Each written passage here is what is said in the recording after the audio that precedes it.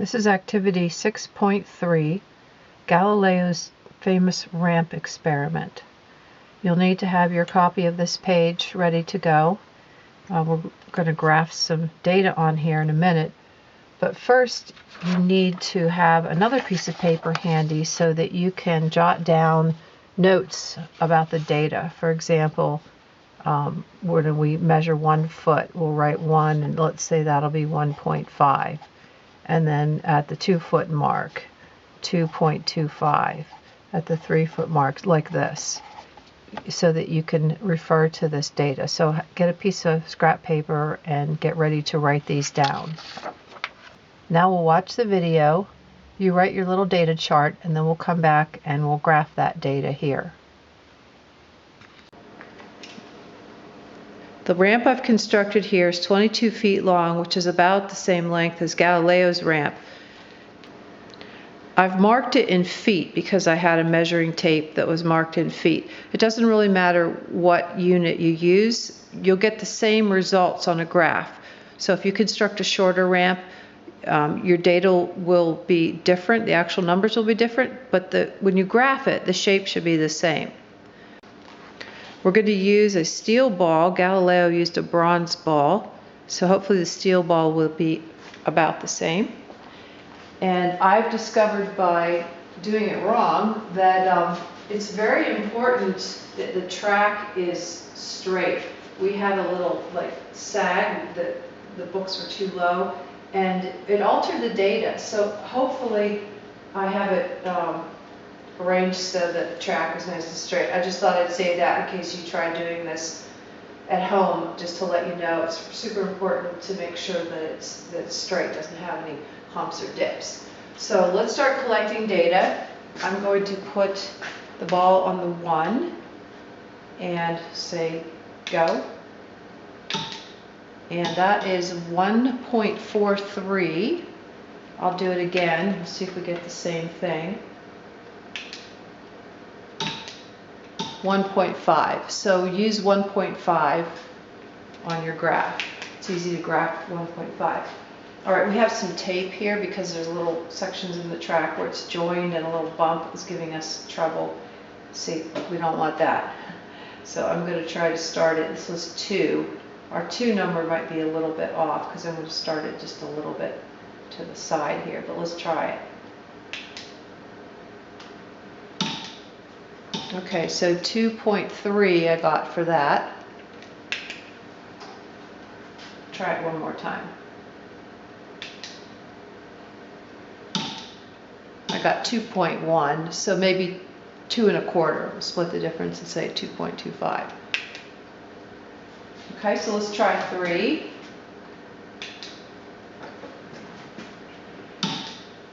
And I got 2.8. I'm going to skip to 5.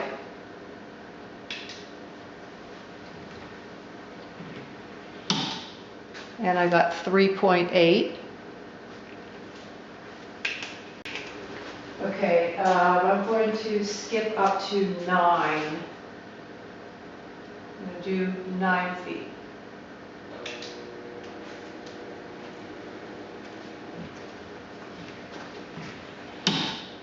And that's about 6 seconds. So 9 feet, 6 seconds. I'm going to try 11 since there's no tape here. Let's do 11.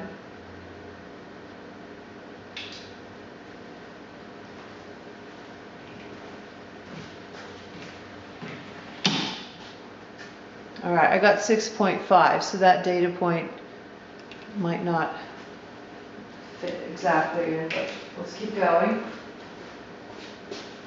I'm going to skip up to 13 because there's no tape here. Yeah. 13's odd for a data point, but all right, that one is 7.1, a little over 7. Now I'm going to skip up to 15.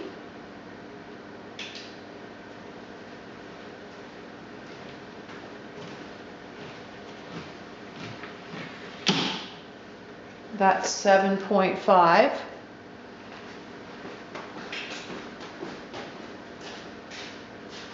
I'm going to do 17 just because there's no tape.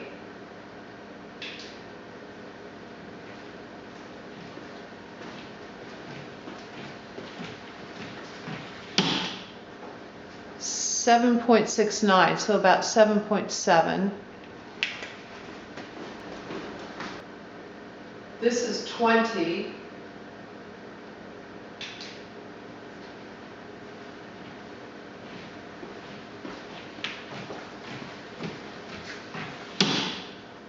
And I got 8 seconds even.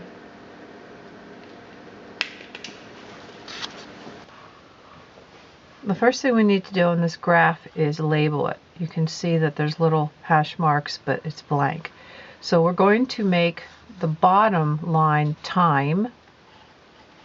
So write time in seconds. And then the greatest number of seconds that we had was 8. So I think if we take 2 of these for a second, 1, and then the 4th mark will be 2, and 3 like this.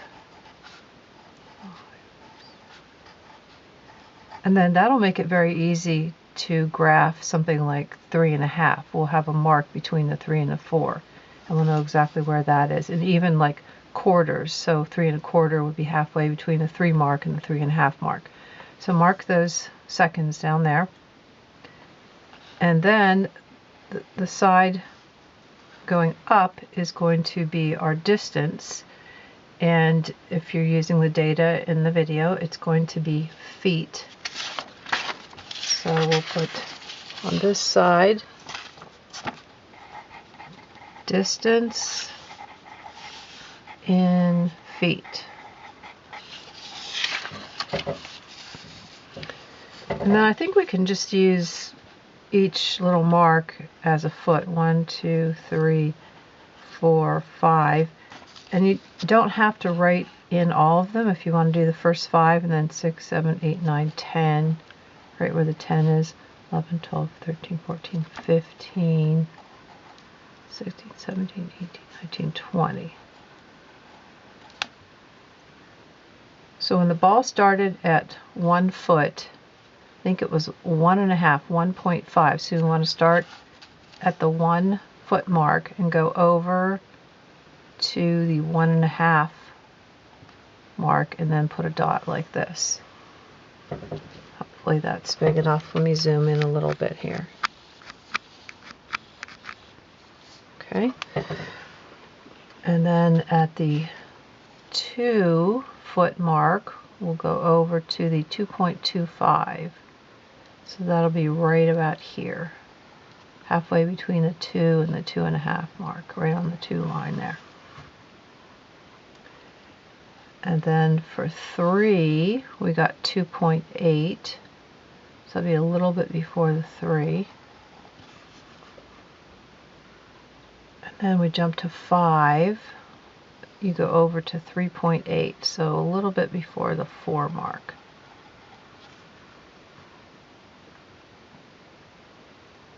And then we did 9, so we'll go up here to 9, and then go over to the 6 seconds, right here.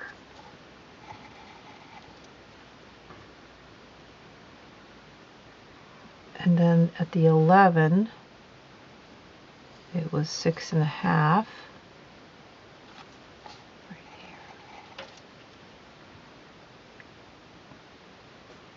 And then at 13, it goes to 7.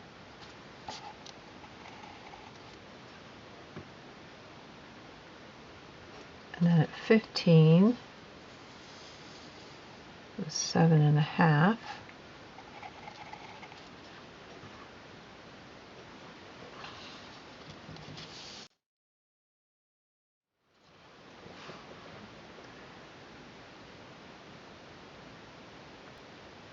And then at 17, we have 7.7. So right about there, kind of halfway between the 7.5 and the 8 mark. And then at 20, we have 8.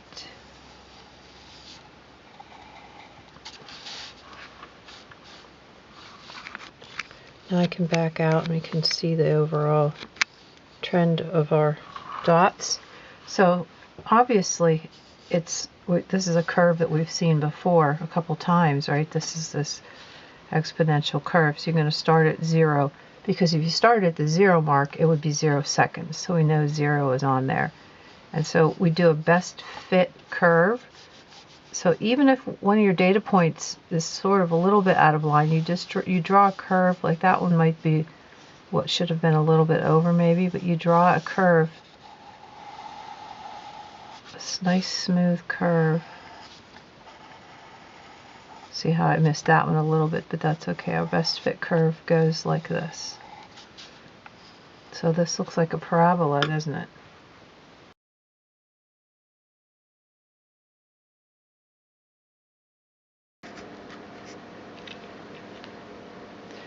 Now I've made the ramp just a little bit steeper.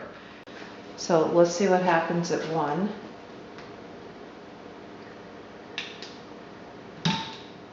I got 1.3. Let me do that again.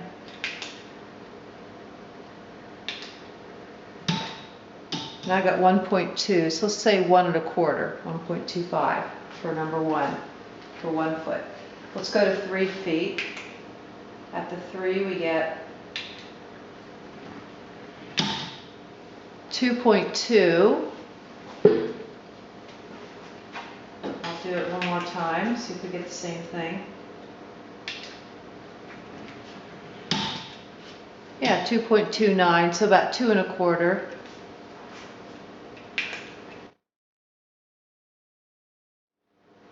And at the 5,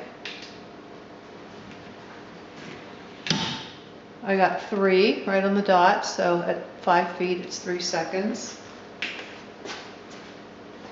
I'm going to jump up to 9 now.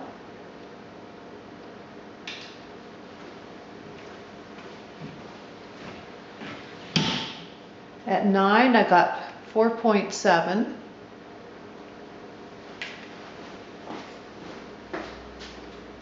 And now I'm going to go to 11.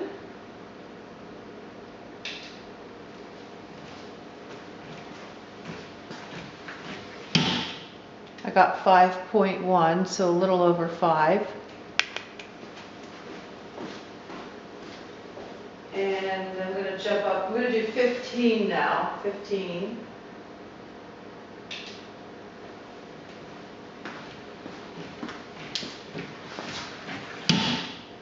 I got 5.8.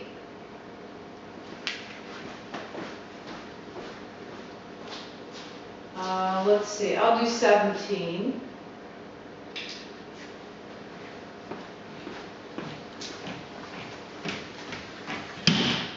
I got 5.97, so right about 6.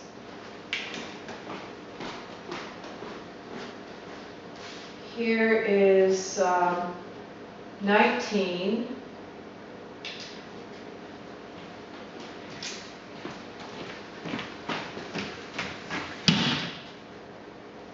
I got 6.3.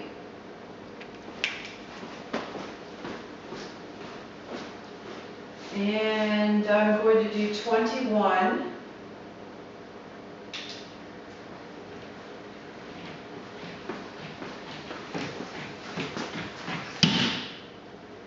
And I got 6.5.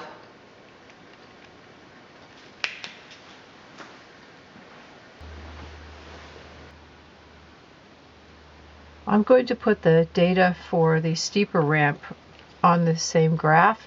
You could put it over here if you want to, that would be fine. Or you can save this for maybe you want to make your own little marble run ramp and do it yourself sometime. I'm just going to put it on this same graph since I already have it labeled time in seconds and distance in feet. So let's write these new data points on this graph. We have at the 1 foot mark, we have 1.25. So that's just a little bit less than our first one. Data point right there. Again, you can use a different color if you'd like to make the line. And you can make the data points different colors as well. And then at 3 feet, we go up to 3 and we have 2.25. So right like this here. I'll zoom in a little bit. Again. And at the 5 foot mark, we have 3. At 9, we have 4.7.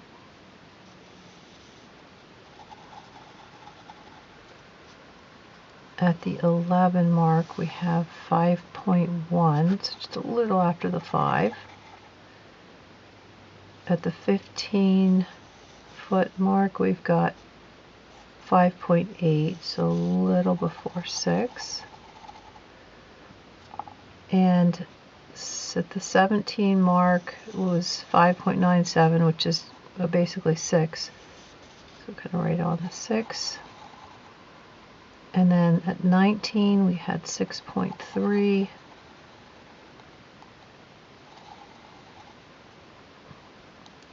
'21 would be 6.5.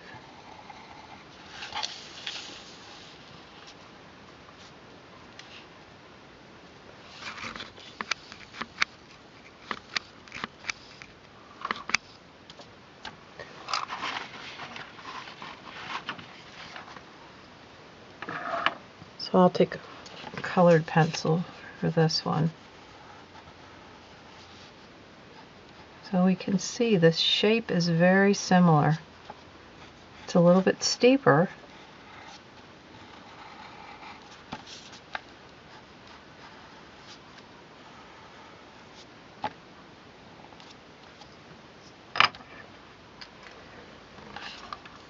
And then I think I'll make the key right here, the regular pencil equals the shallow ramp, and this color is the steeper ramp.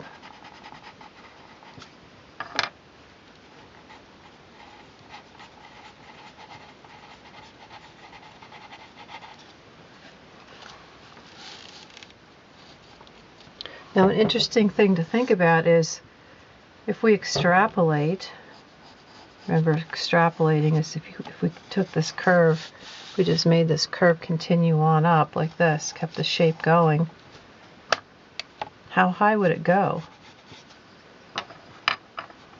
Could we have a ramp that was 25 feet, 50 feet, 100 feet, 500 feet, a mile, a kilometer? 10 kilometers? If we have a pretty long ramp, how about 100 kilometers? We could collect data for that. Or what about 1,000 kilometers? What about a light year? When you think about it, there are limits to what we could actually do in an experiment. In our graph or math, we could extend the data out, and there's no limit to what we can do with our graph really on paper. So we could say that this goes, it never stops, right? This line keeps on going. Lines in math well, this would be array because it has a starting point and then no ending point. But in reality, we really couldn't make a ramp that was a light year long. This is an important point to bear in mind when we start discussing things like the nature of time and the fabric of space. The math might work, but we need to ask whether the math fits with reality.